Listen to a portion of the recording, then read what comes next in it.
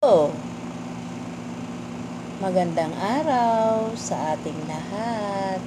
At isa na namang Real Talk with Virgie ang ating pag-uusapan ngayon, mga kababayan.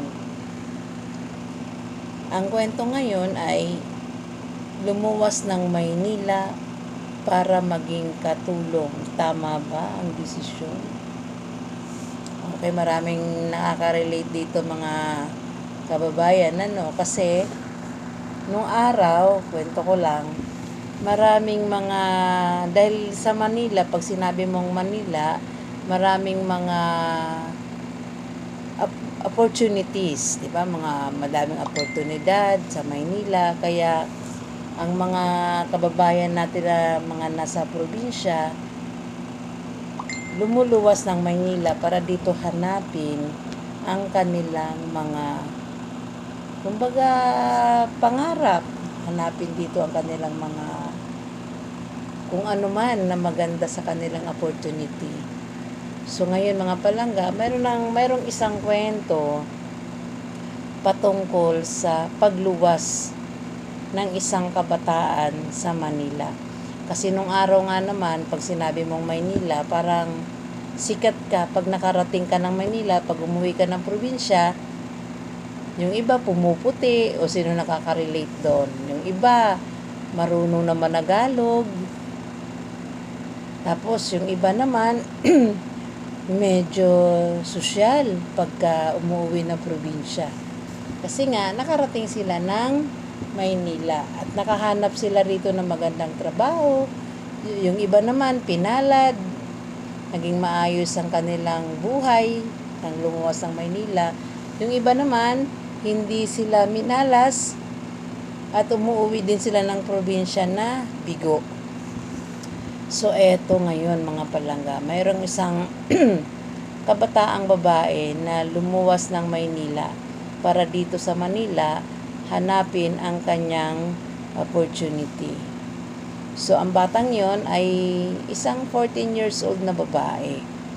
Lumuwas siya ng Maynila kasi nga meron siyang malayong kamag-anak na pupunta ng Maynila dahil nag-apply siya ng katulong.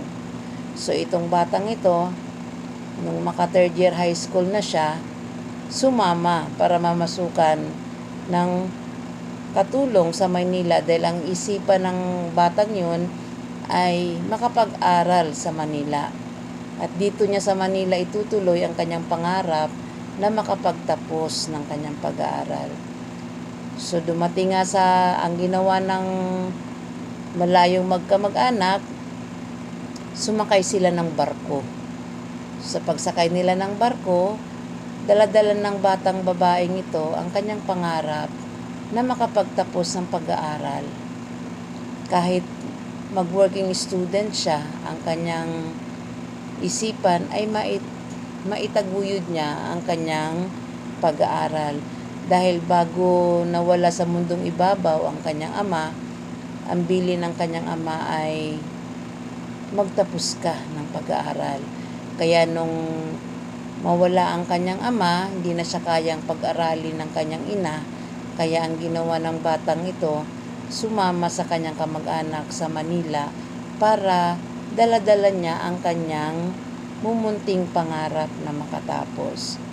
So dumating sila sa Manila. Ang nangyari, nakapasok siya ng katulong. Akala niya pag maganda na ang kanyang madadatnan sa Manila. So sa kanyang murang edad na dapat sana ay naglalaro, dapat sana ay nakikipagkaibigan sa kanyang kapwa kaklase. Kaya lang mali ang kanyang akala, mga kababayan. Dahil sa kanyang murang edad na 14 na taon, siya ay ginawang tagaluto ng peanut butter, which is okay lang naman sa kanya kasi nga meron siyang natutunan na pagluluto ng isang peanut butter. So sa akala niya na makapag-aral siya, dun siya nagkamali. Bukod sa hindi sila pinapasahod ng kanyang pinsan, ay hindi rin pala siya nakapag-aral. So, ang nangyari sa kanya, lumaya sila doon sa kanilang tinutuluyang amo. So, naghanap sila ng opportunity na makapasok ng ibang trabaho. At dumating nga sa punto, nakapasok sila. Siyempre, anong inaasahan mo? Katulong pa rin ang kanilang napasukan. So, itong pagkakataong ito, ang batang ito, mga kababayan, ay nakapasok ng katulong. At the same time, nakapag-aral siya na ipagpatuloy niya ang kanyang high school doon sa kanyang pinapasukan. So, hindi madali sa kanya dahil nagtatrabaho siya at the same time nag-aaral siya. Wala siyang sweldo kasi nag-aaral siya. Ang kanya namang isipan, paano siya makatulong sa kanyang ina na isang byuda kung ganito lang din naman siya nag-aaral at nagtatrabaho. So, hindi siya makatulong. So, ang nangyari, pagkatapos ng kanyang high school sa kanyang amo, siya ay nag-resign. So, hindi na siya nag-aral na masukan siya ng pabrika. Kasi nung araw, mga palangga, ang usong-uso yung mga pabrika nung araw. So, ang batang ito, dumating sa punto na nagkaedad na siya ng 16 years old na masukan siya ng pabrika. Hanggang sa natuto ang batang ito ng trabaho sa garments factory at doon siya dinala ng kanyang mga paa sa patahian yun, sa garments na yun. So, ang nangyari sa kanya, natuto naman siya. Natuto siya sa paggawa ng mga iba't ibang mga damit. So, ang kanyang isipan ay hindi pa rin nawala na makatapos siya ng kanyang pag-aaral dahil yun ang kanyang ultimate na pangarap, ang makapagtapos ng kanyang pag-aaral. So, ang nangyari sa kanya, hindi siya nakontento, mga palangga, dun sa pinasukan niyang pabrika kasi nga hindi siya nakapag-aral. So, naghanap siya ulit ng iba pang opportunity na kung saan makapasok siya ng trabaho at the same time makapag-aral, may pagtuloy niyang pag-aaral niya. So, ang batang ito ay nangyari naman. Nakapag-aral uli siya ng vocational course. So, sa madalit sabi, nagtatrabaho, nag-aaral.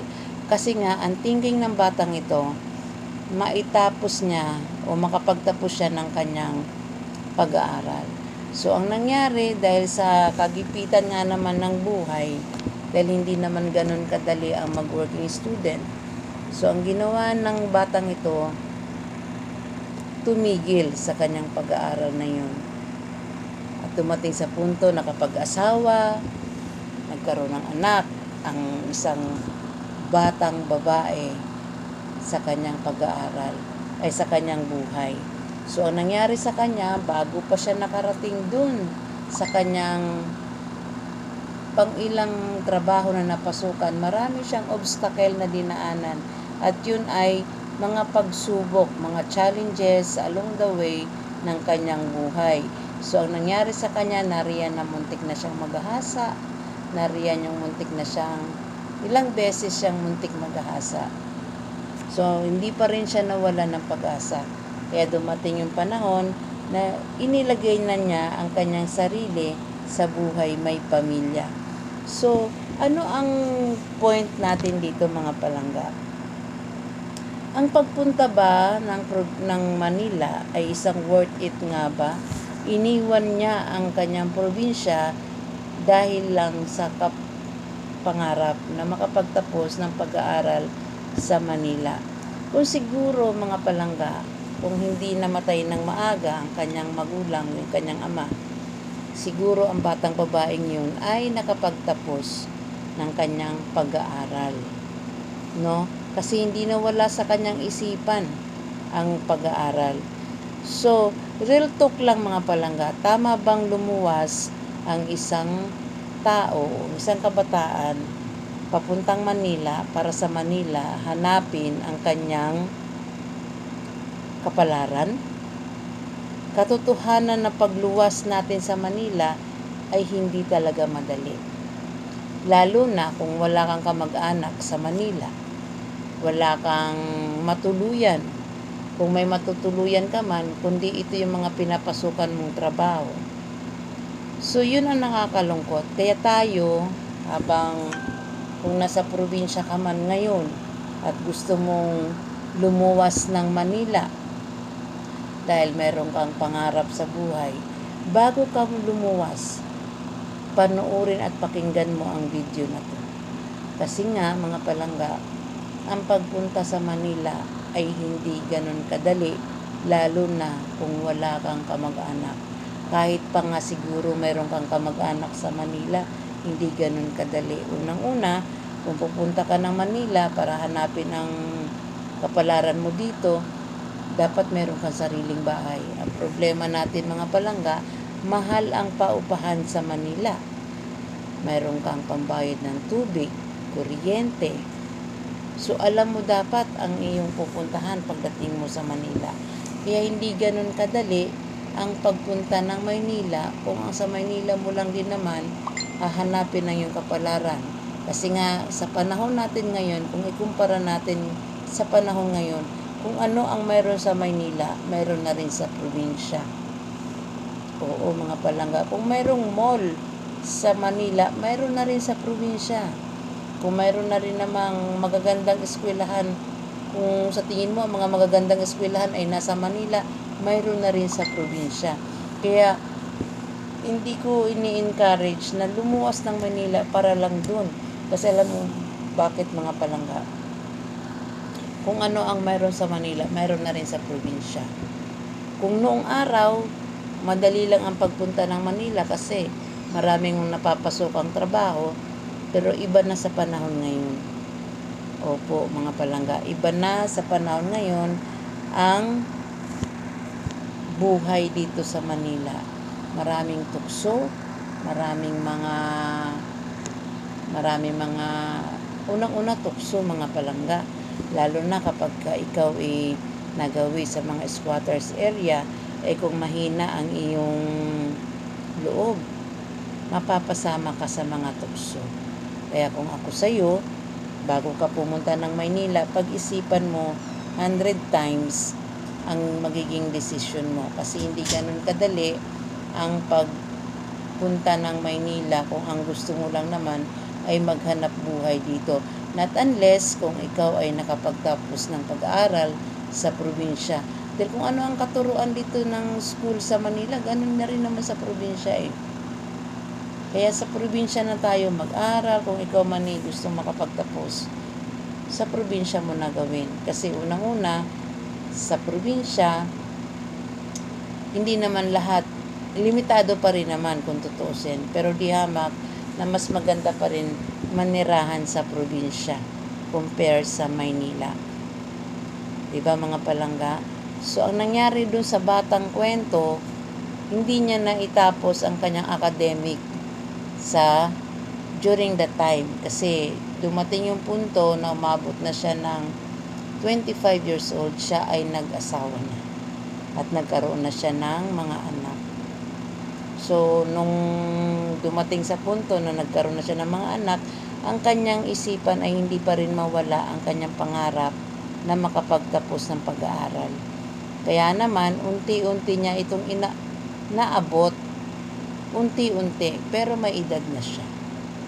Yun yung share ko sa inyo, mga palangga. Kaya kung ikaw ay gusto mong pumunta ng Manila, dahil sa kagustuhan mo lang dito hanapin ang iyong kapalaran, maghunos dili ka. Hindi tamang lumuwas ng Maynila sa panahon ngayon kung ang gusto mo lang ay makapagtapos ng pag-aaral. Dahil kung anong mayroong school sa Manila, mayroon din naman sa probinsya. Kung mayroon din namang mga mall na magaganda rito, marami ding magagandang mall sa probinsya. Kung ano ang mayroong opportunities dito sa Manila, mayroon na rin sa probinsya. Kumbaga, inilalapit na ng government natin sa probinsya ang mga opportunities na dapat natin makuha.